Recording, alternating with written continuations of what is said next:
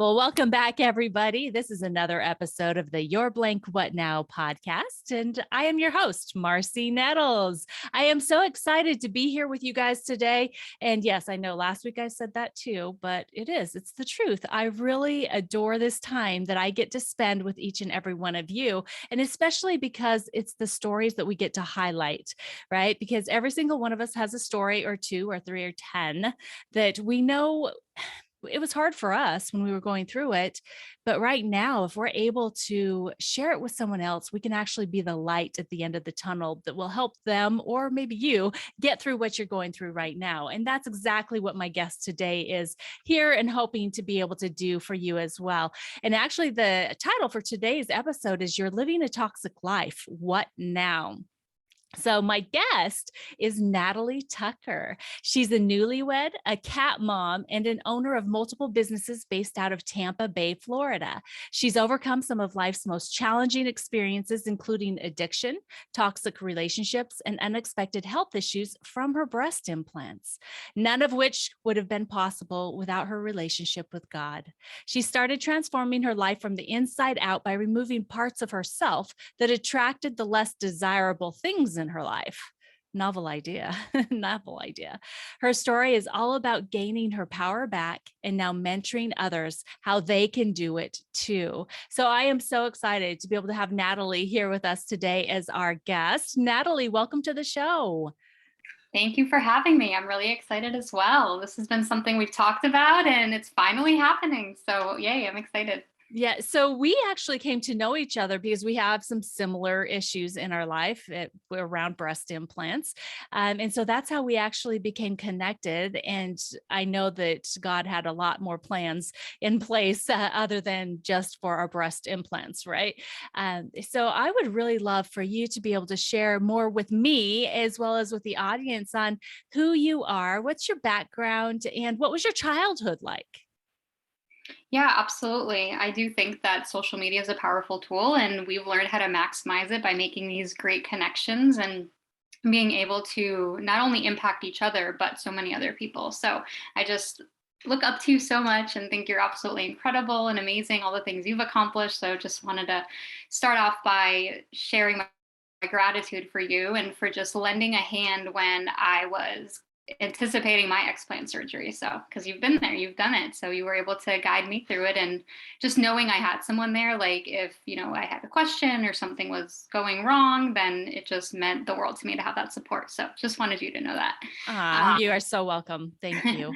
Yeah, but I guess my childhood started of me having two great parents, and they're still together 30 some years later. So I have them as role models, hard workers. They immigrated here from Poland, so they've always taught me work ethic and that it's important to work hard for the things you want. And that's kind of where I get my fighting mentality, is like I don't give up easy. I don't look at a hardship as it's time to give up. Like that never crosses my mind when it comes to relationships or beating addiction. But maybe that is a bad thing with relationships, because I would stay in them too long because I was trying to fight for them. I wanted to fix it. I didn't want to give up on that relationship. And there comes a point where you have to give up on things of your old self that aren't helping you grow.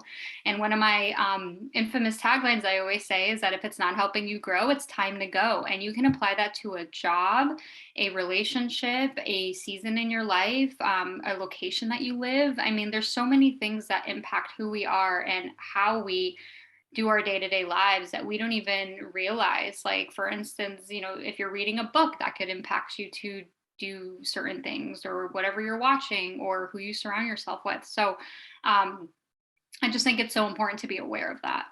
Oh my gosh, absolutely. And I love that your parents are still together. That is something that, it's not the norm anymore. And so that is such a beautiful thing that you've had those examples in your life. And then I love that tagline too. If it's not helping you grow, it's got to go. Because seriously, if things are holding you down and you're not being able to elevate to where you're supposed to be in this life, then you've got to figure it out. But sometimes people get stuck in that. They get stuck in thinking, well, this is where I'm at, and I know that I can make it better. And that, I have to be able to, what should I do? Right. We're always the do. What should I do to make things better? And sometimes the do you have to do is to go. Yeah, and sometimes those goes turn into more of why am I here? What am I doing? And I look at things in life as stepping stones that different relationships serve a purpose. Sometimes it's for a month or for 3 months or 6 months or 3 years. You never know what God's plan is. And, I do believe that a lot of the things I was going through was spiritual in a sense of, Satan was trying to prevent me from God's call on my life. I was going through these dark chapters, so to say, of being addicted to cocaine, of being an alcoholic. Alcoholism and addiction runs in my family, but my parents are not like alcoholics. Like they're not acting on that. So I was always like, why is this happening to me? Like, why am I the one that's like this wild child when like my parents are like normal? You know what I mean? Like they don't have these issues that I'm having, and it stopped with me. And I think that there's a generation right now that people are meant to break these generational curses that are put on their lives when it comes to, spirit of poverty, spirit of death, spirit of addiction. Like these are all things working on a supernatural level that we don't see. And I'm getting deep, y'all, but it's true. If you believe, then you know what I'm talking about. That spiritual warfare is a thing right now, and we can't hide from it. And I didn't understand all of this until the last couple of years. So full circle now, it makes sense why I went through so many things and why I was able to overcome things and why God gave me a husband that also was able to overcome addiction and also has, parents that are still together. Like it's all for a purpose and for a bigger reason. And, I've just been along for the ride and doing God's work.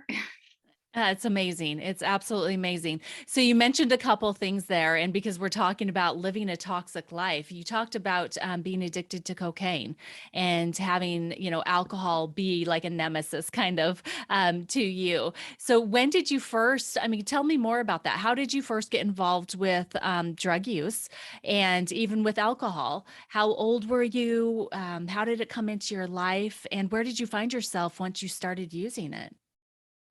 Yeah, so I grew up north. I lived in New Jersey throughout my middle school years, and then right before high school, we moved down to Florida. And I'm an only child, so it was just me and my parents. And a lot of the times, I just kind of felt like it was just me. Like I didn't have like my parents were supportive. They were there. Like don't get me wrong, we have a great relationship. They worked hard. So sometimes I just felt like maybe not heard emotionally and not satisfied those ways. So I didn't know how to process things. I didn't know how to overcome the bullying that I had just gone through in middle school. That now I thought, moving to Florida, oh great, like I'm going to start a fresh slate, but you can't run away from trauma that you've been through. So now it makes sense reflecting back that I was just escaping. So I started drinking about age 15. Yeah, I was in high school. And it's crazy to think how, things are starting earlier and earlier nowadays. Like I've been hearing stories of middle school kids, experimenting with drugs and alcohol. And it's crazy. But for my journey, it just kind of progressed into my early 20s. I first was working in the mall doing like regular sales jobs at FYE, Haagen-Dazs. Then I was going to school full time as well. I was studying a few different things. I wanted to get into business, then I wanted to get into public health. So I kind of bounced around with that. However, I worked in accounting for 3 years at a law firm, and a lot of people don't know that. I have an accounting numbers background, and that's where I get like my admin customer service experience, which is now gratefully helping me. But it was like I was growing up too fast. I was 23, working all the hours, never saw the sun. I would get to work before the sun got there, and then I'd have to stay late and have deadlines with bills and attorney expenses and things like that. So I wanted to have fun. I felt like I was growing up too fast, wasn't living life. I was in my 20s. I always had YOLO in the back of my head. You only live once, that slogan. So I knew a friend that was a bartender, and she was making really good money. She had, the lifestyle that I wanted. She would travel, she would buy nice things. And I was like, I want more of that. So I became a bottle server, and the nightlife industry just kind of sucks you in once you're in there, especially if you have that disease of addiction. It just will take over your life. And it took several rock bottom moments to finally shake it. I went sober for 2 years, then I relapsed for 8 months, and then I have been sober, almost 3 years now, 2.5 years again. So it's definitely a journey. If you That's know what, amazing. yeah. Yeah, that's amazing. And I know a lot of people that will be listening to this may feel like they're in their rock bottom, and everybody's rock bottom is completely different. Could you share a little bit more about what your rock bottom looked like? What was rock bottom for you? Sure. Yeah, I had a few different rock bottoms with different substances. Cocaine, I'm actually going on 6.5, 7 years clean. So that was like the toughest one to beat. But it took me changing my environment and getting out of that toxic situation, not surrounding myself with toxic friends anymore that would influence me to do those things. Because I'm a very hypey person. If someone's playing music and dancing and having fun, like I want to go join the party. But I'm also a homebody and I don't mind working from home full time. So I do kind of bounce off of the energy that I'm surrounded by. And for me, it took like a whole 360 transformation. I had to want to change first. So you have to have that desire and make changes. And that's the scary part is, you may feel alone, but if you have a relationship with God or you're seeking him, you're never alone. He's always there to help you. And I have moments where I would, black out behind the wheel and I'd wake up in some random person's driveway and I didn't get arrested. I didn't hurt myself. I didn't crash my car. Like that was God protecting me. And I felt that. I knew that I had a higher power at that point, and I just didn't know what or who that was yet. And then some other addictive rock bottoms, I guess, with alcohol would be I I always advise people if, I get this question, how do I know I'm an addict? How do I know I have a problem? And my answer to their question is if it's coming in between your everyday life, if you're not doing things that you should be doing, if you're doing that more than the things that you should be doing, then that's when you have a problem. Yeah. So, for instance, I would be drinking and watching Netflix all night instead of reading books and working my business. Like, I just saw it getting in the way. If you're hungover and you're not getting up to go to the gym, even though that's your goal and you set those intentions, then you know you have a problem. Oh, that's very good. And it really can be as simple as that. It doesn't have to be something that you are doing constantly every single day, but if it's something that starts to infringe on the things that should be priorities in your life or you've set as priorities, I don't want to say should be priorities because nobody can put your priorities on you. But if it's something that you want to be a priority and you have something that is infringing on it, and you know what, you could actually put um, other things in the place of alcohol. You could put, like you said, Netflix, right? Binging anything can be put in the place of alcohol and drugs if it's keeping you away from your goals and your dreams. Oh, absolutely. People have addictions to pornography, video games, food. There's so many different things out there. And it's just having that awareness of when is it too much? When is there a deeper root that you have to get through that issue? And I went to a program for 6 months. Every week religiously I would go, and it was called Celebrate Recovery. It was based out of my church. It's like a mixture of AA with more spiritual, religious aspects to it, and I loved it because it kept me accountable. I would go every week, and that's how I truly began to heal from the inside out, because I didn't even know that like certain things were an issue, like control. I didn't know that control was something that, I had a problem with until I heard someone else say it and they said, like, yes, you have to give up control. And I was like, oh, like that's a thing. So just those light bulb moments going off. Yeah. Okay. So that is so important. And I think it's important also that you have people around you that are willing to tell you the things that you need to hear. Not necessarily the things you want to hear, but that are willing to really kind of hold you to the fire. Can you think of someone that did that for you? Um, hmm. I think it was just hearing other people's testimonies. When you put yourself in a position that you're wanting to learn and you're wanting better and you just put yourself there, it's not necessarily that, yes, we admit we have a problem first, but like you just don't know the extent of it. Like, why do you have a problem, right? You may not know the why, you know the what. So you go there and then the why figures itself out when other people share testimonies and you just hear something and it sparks something in you. Yeah. Okay. So that when you said the why, have you been able to identify why you had a problem with addiction? Yes and no. I mean, it's still kind of unknown. We never know for sure, right? There's some things maybe that, would cause me to rebel. But it's a lot of spiritual things, like I said, breaking those generational curses and spirit of rebellion. Like I realized that that was a thing, it's just being aware of these things makes more sense, that it's not that there's something wrong with me. It's that there was other forces working within me that were causing me to act this way, like spirit of Jezebel. Like I had a huge, issue regarding relationships and feeling the need to always be with a man, and, being codependent, and all of that kind of unraveled itself through the program, but also because I was ready for it. I would not be ready to hear that 2 years prior to that. So I think there is a time and place for this as well. Yeah, I agree. I think that we have to go through what we're going through until we get to a certain point to where we decide to be open. And what you're talking about when you're talking about the spirits, and it truly is right now, you can look around you and you can see that this is a total war between good and evil. Um, Absolutely. Even if you're not a believer, the way that Natalie and I are, you can look around you and you can see good and evil battling in every aspect of what's going on in the world today. So, what you're saying is so full of wisdom. And guys, if you haven't read even parts of the Bible, just go and pick up a Bible and just say a little prayer and just say, God, show me what I need to see. Show me what you have for me today, and open up that book, and you will be shocked at what you read on those pages, because those pages were written for every single one of us. It is a living word. It's something that applies to every single one of us from the beginning of time until the end of time, right? So if you have not, I challenge you, pick up a Bible and open it up and just ask God to show you. But okay, so Natalie, let's move on here a little bit, because we've talked about some of the lower points in your life and how toxic, whether it was because of addictions, with the heroin or with alcohol.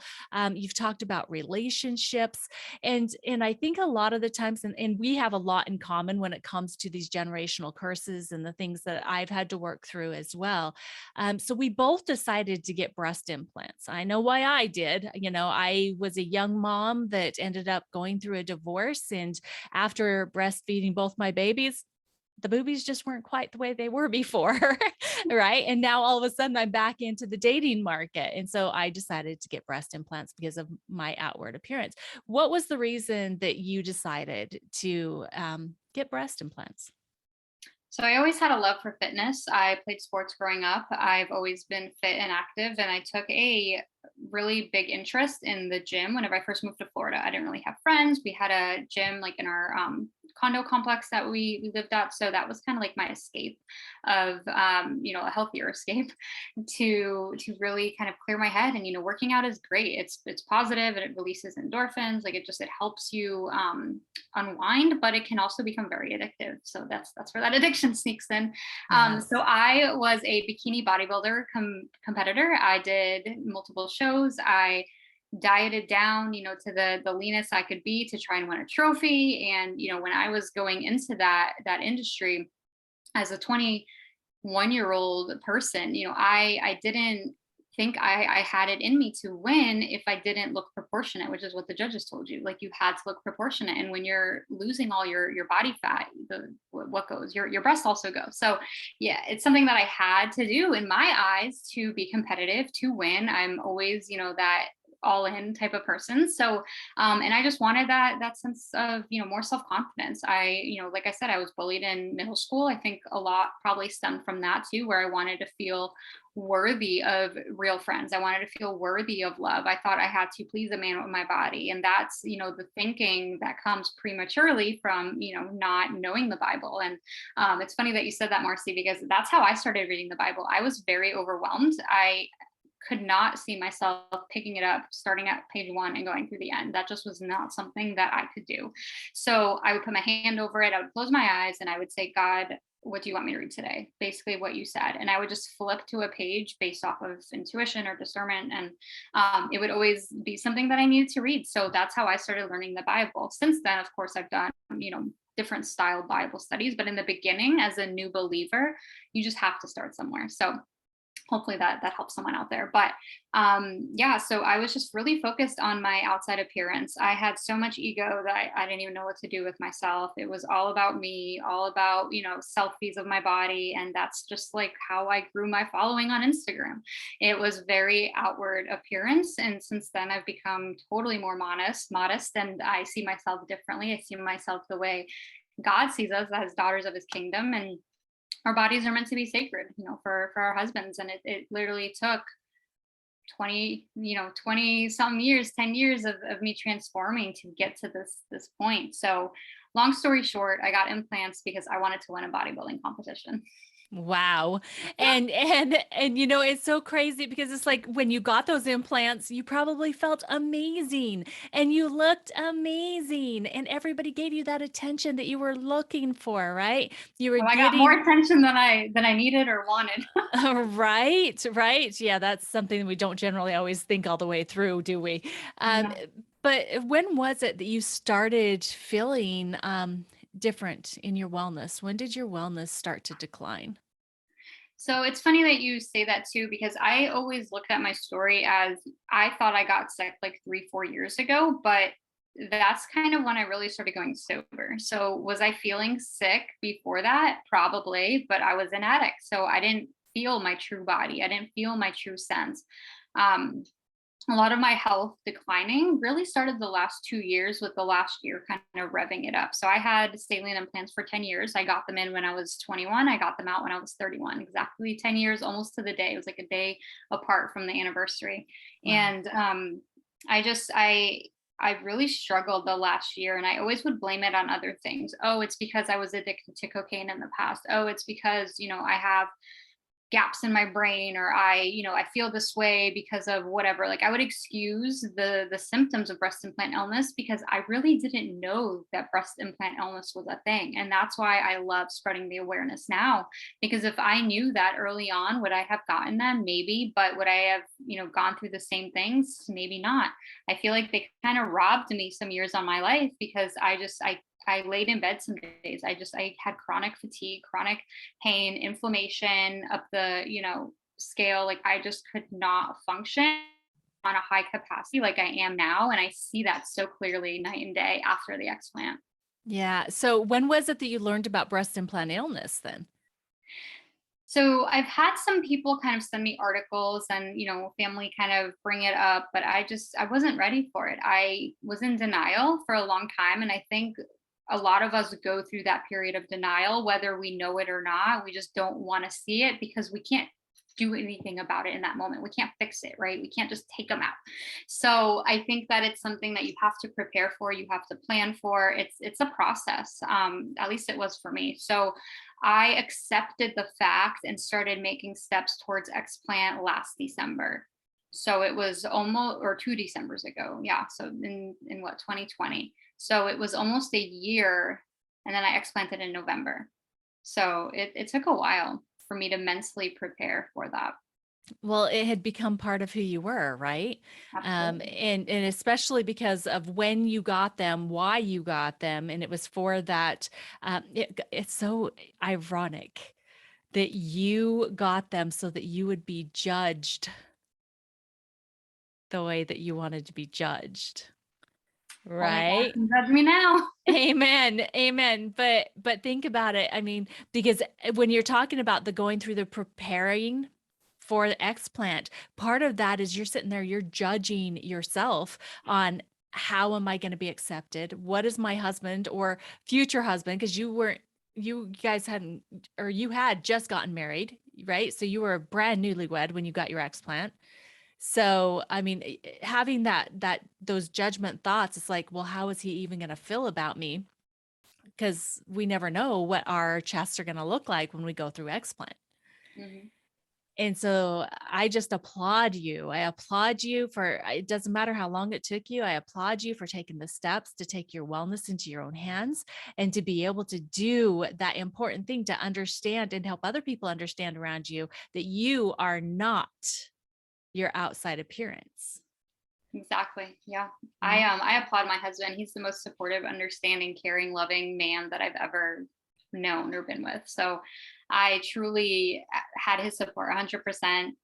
Of course, that, that doubt comes through my mind, a couple times going into it, but like I never harnessed on it. I never had that feeling that he would be looking elsewhere, because I knew that he just loved me and supported me. And I told him, like, I have to do this for my health.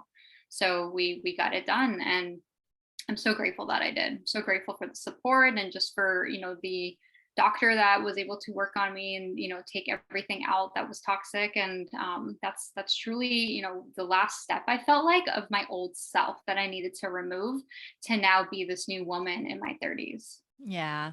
Okay. That is so good. That is so good. And we just loved meeting both of you together when we met before your explant. And, for me, I didn't learn about breast implant illness until February of last year. So it's only been almost a year. The 24th of this month will be when I happened into that clubhouse room where they were talking about breast implant illness.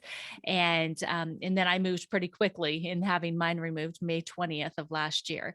So, since your explant and taking the toxic tits, let's say that, out of your body, what have you experienced?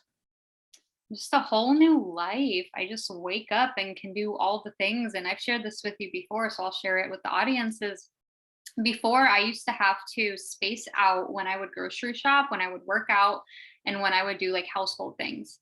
I only had energy for like one big task a day. Like, that's not living, you guys. That's living with a chronic disease or condition, or whatever you want to call it. It's just an illness, for lack of better words. So it now I see that, like, it takes less energy to do things. I can go grocery shop, run errands, get on work meetings. I can do all the things at the house, cook, clean, all in one day. And of course, we like our down days where we don't, do much, or we schedule less things because we have that flexibility as entrepreneurs. But the fact that I can do it and keep up with it and not feel like I'm dying just shows me that, it was the implants, because I've maintained the similar lifestyle of eating. I've gave up dairy, gluten, and meat for the most part, leading up to my explant, to help with inflammation, to help me feel better. And I've maintained that. So it's not like I switched diets or I switched supplements. I've always been supplementing. I've been detoxing. I've been doing all the things. So the only thing that really changed is getting these suckers out. And isn't it just amazing? I mean, it's amazing when you can see it. It's black and white. Yeah, absolutely. It was black and white. I mean, um, understanding that the choices we make have such a huge impact on the life that we're able to live. And that's in every aspect. That's emotionally, that's physically, that's mentally and spiritually, that we really have in our hands the opportunity to make choices that can make things either stay bad or get worse, or be able to change and improve our lives moving forward. So I love, that's empowering to me. Isn't that empowering to you? Yeah. Yeah. The verse that just came into my head is Romans 8:28. God will turn all things to good. And I don't know about you, but I've had countless messages of women that are like, thanks for sharing your story. It's inspired me to get my explant. Thanks for, talking about this. I thought I wanted implants. Now I don't. So that's what's empowering to me, is having women and God putting people in my path. Like my nail tech, she was wanting to get implants. And then I showed her myself, I was a client of hers before my explant. And then she saw me after the fact, and she's like, Natalie, I see what you're saying. Cause I was telling her I'm sick. Like, I'm sick, my face, like you'll see, just the puffiness. I just felt so weighed down by these things. And she didn't get it until she saw me after, and she's like, I see what you were talking about. Like, wow, there's a huge difference. I'm like, yes. It's that transition, and knowing that it's making an impact that's so much bigger than just us. Yeah. And that's why I'm doing this podcast. That's why I have this project. It's because people don't see unless you show them, right? They don't always see what's in front of their eyes or understand it unless you show them, or unless you share with them what you've been through. And so I hope that someone that's listening today, you're covering so many toxic areas of life that almost every single one of us have been part of, right? And a lot of people are stuck in that. And you're sharing, just simple things. It's like changing your mindset, making a little difference, decision, being around more positive people, eliminating the toxic people out of your life, and doing things that help you to grow instead of staying stagnant. Just so many amazing things. So ranging from drugs, alcohol, relationships, breast implants. What else are you doing for helping to eliminate the toxicity in your life? Because I know you introduced us to some amazing products for household. And I mean, because really, we have to be careful. Is Absolutely. And it's one of those things that it's a domino effect. Once you start wanting to change and to live a better life, like you're just open to the idea of change for other things. So about 4 years ago, I started using non-toxic products for my household regarding like cleaning, laundry. I learned the harmful side effects of bleach, what it can do to our lungs. Did you know that using bleach is almost the same as smoking a pack of cigarettes? it's That's the crazy. damage it does to your respiratory system. And we wonder why so many people are sick right now with respiratory issues. It's because of the cleaning products that they're using, but I'm not going to get into that. So it just goes to show you that, there is a different way to live a more holistic, natural lifestyle. And some people think that it's, just brainwashing, or that, it's actually the other way around. The things that are so mainstream are mainstream for a reason. And, the food that we consume, the products that we use, the electronics that we, have to live with the radiation side effects of, there's just so much that needs to be discussed, and it's not being discussed, which I love that you're wanting to bring up these topics, because they're not easy topics to talk about. Sometimes people look at me like I'm crazy, and I'm just looking at them like, you're crazy for not wanting to look into this, and just trusting the label when the label is lying to you. It's not natural, it's not safe. They expose these things, and then it just makes you question everything. Yeah, agreed. And there is no truth in advertising on labels. People have to understand that just because it may be in black and white on a label, it does not mean that what they're telling you is the truth. They're telling you what they want you to know to sell a product. That's Exactly. that's Everything's a all that's business. Everything is a business. yeah, everything is there. So if you could give somebody a tip on how to figure out if the products they're using are toxic or not toxic, is there something that you could share? Sure. So I'm a big researcher. This is what I actually did about 5, 6 years ago when I started noticing that products were changing, because it used to not be this way, guys. And I think that's where keeping up with the times comes in, is that, we are set on buying certain brands. We're set on using the new technology because it's fun and it's exciting, but we don't realize the side effects of it. So I just started reading labels. I started looking at labels. Anything that I couldn't pronounce or that had numbers in it, that's a chemical. That's a concoction made Mm, in a lab. Why would I put that in my body? So, granted, we're not perfect. Sometimes we do like to eat out, and I know that that food is probably not the same food that's in my refrigerator. However, it's the 90% or the 85% or the 60%, whatever percentage you can give to making these adjustments over time. Start there. And for me, it was just looking at the things that I was buying, spending an extra hour in the grocery store and educating myself.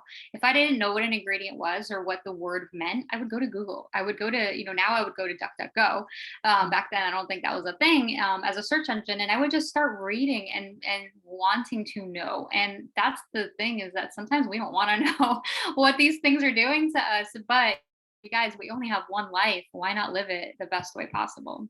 Yeah, I agree. And I would even say Google, you can go there if you want opinions, right?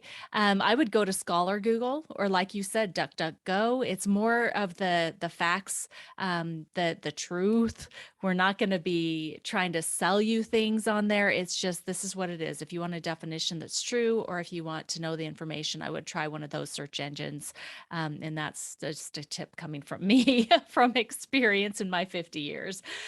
So if you could go back, Natalie, now that you're living as toxic free of a life as you really can, I know it's a daily thing. There's new things that come in all the time. We always have to be consciously aware and making good choices. But now being as toxic free as you are, what would you say to yourself when you were at your lowest point? If you could go back and just give yourself just a word of wisdom.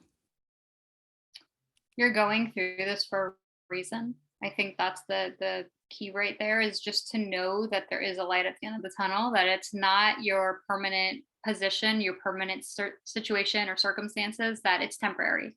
And that's something I have to remind myself even now, because we all have dreams and goals and wishes and desires, right? So if you look at each season or each situation as temporary, then that will just help you get through that next day, one day at a time. Yeah. Amen. Amen. Amen. Amen. I love that. Because you would not be who you are today and be as strong of a woman and be able to sit here and share your story the way that you are. You wouldn't have a story to share, right? And if you don't have a story to share, you can't impact people. Yeah. And if you can't impact people, you can't help change the world. And that's what we need to all be working on, is changing this world. So what are you doing now to just spread hope and joy around the world? And what do you do that just brings you just so much happiness? I've always loved social media. That's always been my thing, is just sharing my story on a larger scale and trying to impact as many people as I can from my home, from my phone.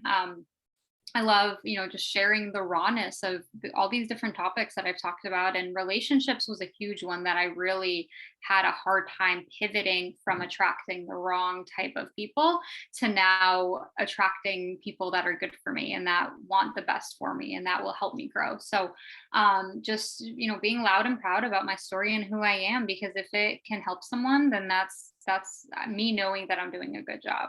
Yeah, I love it. So, since you mentioned social media, how can people find you and follow you? Yeah, so my Instagram is at real Natalie Nicole, no H's, just NATALIENICOLE. And then Facebook is just Natalie Tucker, but my Instagram is really where I kind of, pour in some of the deeper things, so to say. Love it. I love it. So, is there anything else that you would like to share with the audience on being toxic, living non toxic, making better choices? Anything that you'd like to share? Final words? Yeah, I think it can be very overwhelming to look at your life and realize that it's a mess or that you need to fix a lot of things. And I think, for me, what really helped me was to just take it one step at a time. Make a list of, the things you want to improve on, the areas you want to improve on, and then just pick one and focus on that. If that's, the relationship aspect of where you're living, then start, just do that quick search of a new place to live, a new area. Start dreaming of where your life could potentially be, and just having that desire is going to get you that much closer there.